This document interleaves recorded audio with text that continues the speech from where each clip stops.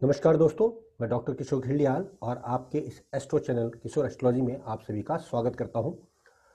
जैसा कि पूर्व में हमने आपको पिछले कुछ दिनों लगातार लाइव सेशन के तहत रत्न कैसे धारण करें ये बताने का प्रयास किया, और आज हम जो बात कर रहे हैं वो बात करेंगे कि नव दंपतियों का शयन कक्ष कैसा होना चाहिए। यह वास्तु किस प्रकार से नव दंपतियों के लिए शयन कक्ष के बारे में बताता है, या जिन लोगों के नए नए विवाह हुए हैं तो उनको वास्तु अनुसार किस जगह पर सोना या शयन करना लाभदायक रहेगा।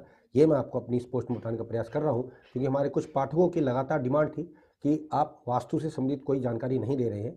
और जैसा कि आप सब जानते हैं, फिलहाल इन दिनों पूरे देश भर में विवाह का समय चल रहा है, तो इसी पे हमने एक पोस्ट जारी करने का प्रयास किया है कि जिनकी नई नई शादी हुई है या जो नव विवाहित जोड़े हैं उनको शयन कक्ष किस प्रकार का रखना चाहिए, किस दिशा में रखना चाहिए, शास्त्र इसमें क्या बताते हैं या वास्तु इसमें क्या बताने का प्रयास करता है।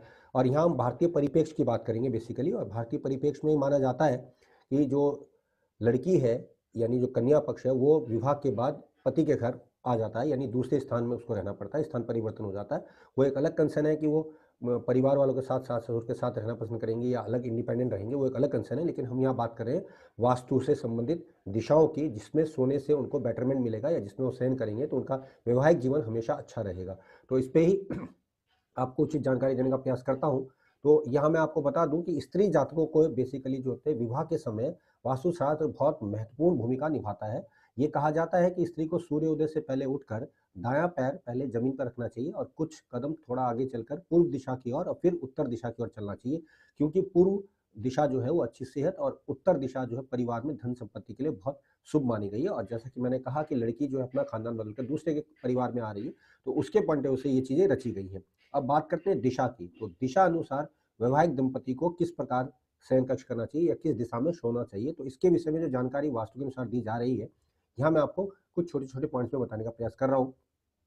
पहली है उत्तर दिशा। उत्तर दिशा में सोने से संपत्ति का नाश और दुर्भाग्य मिलता है। जी हाँ दोस्तों, ध्यान रखिएगा कि अगर नव दंपति को या नए वैवाहिक जोड़े को आप अगर उत्तर दिशा की ओर सुलाते हैं या उनका उत्तर दिशा की ओर शयन कक्ष होता है, तो उत्तर दिशा में संपत्ति का नाश यानी कि लॉसेस मिलने की संभावना है और दुर्भाग्य यानी कि मिसफॉर्चून मिलेगा, उनको कैरियर वाइज भी दिक्कतें बढ़ेंगी।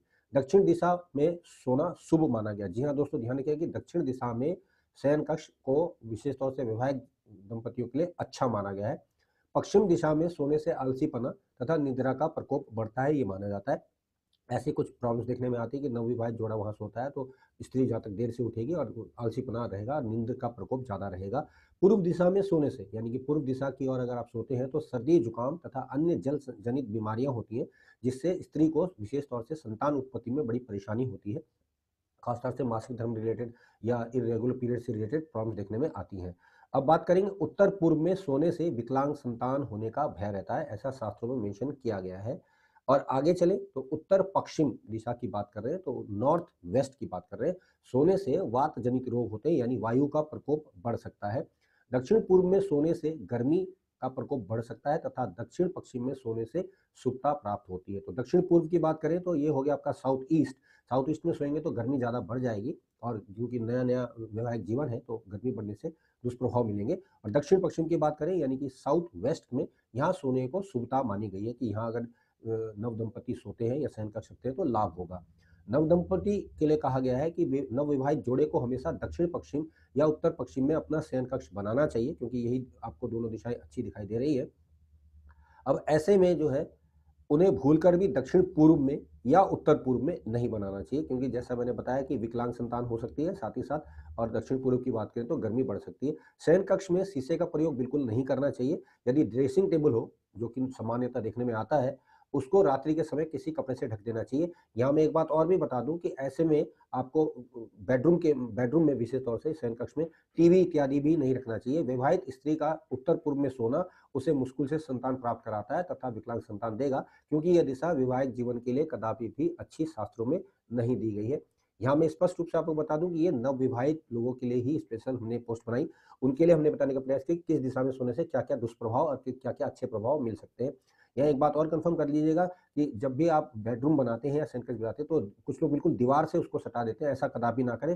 दीवार और उसके बीच में थोड़ा-सा गैप अवश्य रखिएगा और बेडरूम में मतलब बेड होना चाहिए, दीवान टाइप की चीज़ नहीं होनी चाहिए, जिसके नीचे आपने कुछ सामान-सुमान रखा हो, ऐसा नहीं होना चाहिए। सिंपल बेड होना चाहिए, वो एक अच्छा रहता है, क्योंकि अगर उसमें दीवान वगैरह रखेंगे तो उसमें अपने सामान भरे हुए होते हैं, जो कि दाम्पत्य जीवन के लिए खराब भी हो सकते हैं। जैसे बहुत लोगों ने कंबल, जूते वगैरह भरे होते हैं, तो ऐसा बिल्कुल कदापि ना करें। नवविवाहित जोड़े के लिए सिर्फ सिंपल बेड का ही इस्तेमाल करें तो अच्छा रहेगा। इसके अतिरिक्त कई बातें अन्य बताई गई हैं कि एक ही गद्दे का वो हो, वो सब बातें मैं आपको नहीं बता रहा हूँ, मैं एक जनरल बात करूँगा। और इसके अतिरिक्त यहाँ पर ये भी देखिएगा कि खास से टीवी जैसी चीज़ जो है वो बेडरूम में ना हो तो बहुत अच्छा रहता है। सामान्यतः जब राहु 7वें भाव में होता है तो हमने पाया कि ससुराल से मिला हुआ जो टीवी होता है वो जातकों ने बेडरूम में रखा होता है, जिसकी वजह से पारिवारिक क्लेश बढ़ने के योग बन जाते हैं। तो दोस्तों ये एक पोस्ट थी जो हमने आपको शयन कक्ष नवविवाहित जोड़े का कैसा हो, क्योंकि शादी का मौसम चल रहा है, या नए जिनका विवाह हुआ है उनको किस प्रकार से शयन कक्ष बनाना चाहिए और किस दिशा में उनको रहना चाहिए, ये बताने का प्रयास किया है। तो आप सबने हमें सुना, आप सबका धन्यवाद।